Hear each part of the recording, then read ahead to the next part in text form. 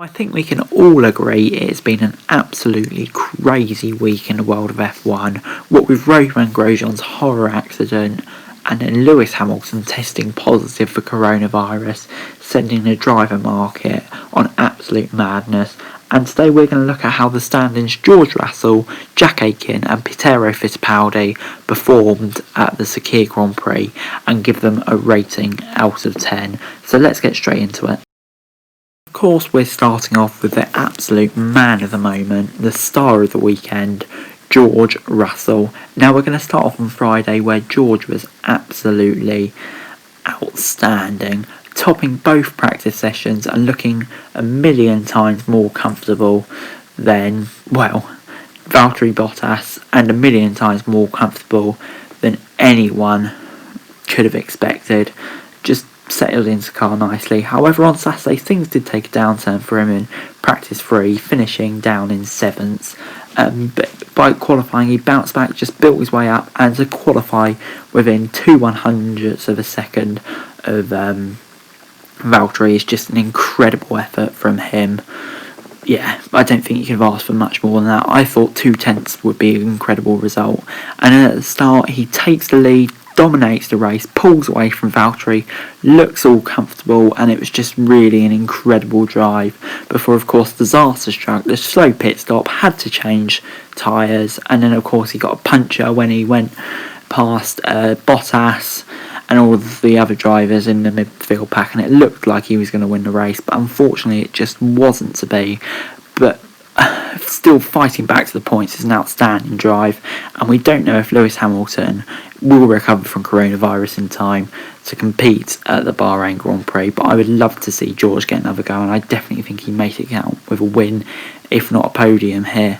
So yeah, but overall for his grade I'm going to give him a 9 out of 10, just a truly brilliant performance. And if anyone had doubts about him taking the Mercedes seat in 2022, I really don't think they do now. Yeah, just outstanding weekend from him. Can't blame him for all the incidents. Handled himself well. Round of applause for George Russell. Moving on to the guy who replaced George Russell at Williams, Jack Aitken.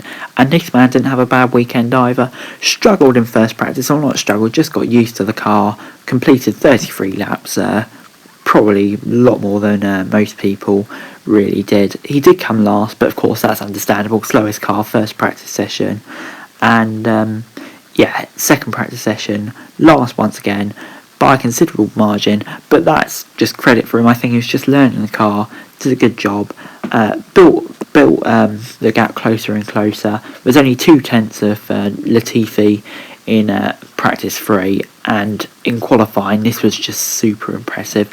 Went ahead of Latifi twice in Q1, eventually just a dodgy error on the final lap allowed Latifi to get a 10th in front, but really from the way he was building up all weekend, that was a super impressive from him.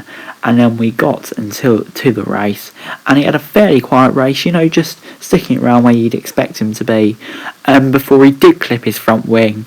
That was a poor mistake, but he still managed to finish in 16th, managed to finish the race with only just one major incident, so I think that's fairly solid for him.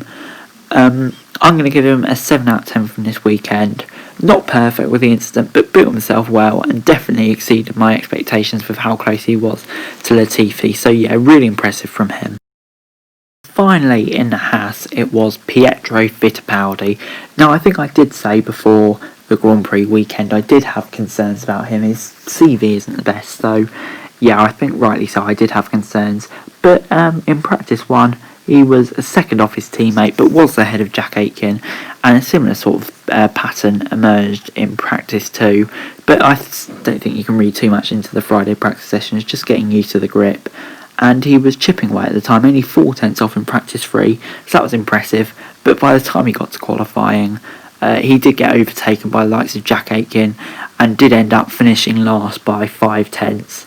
And a second behind teammate Kevin Magnussen. I do think that just shows the difference between a top F1 driver, or not a top F1 driver, a really solid F1 driver like Kevin Magnussen, and a newbie like him. You can't blame him, but yeah, he did look a bit off the pace really.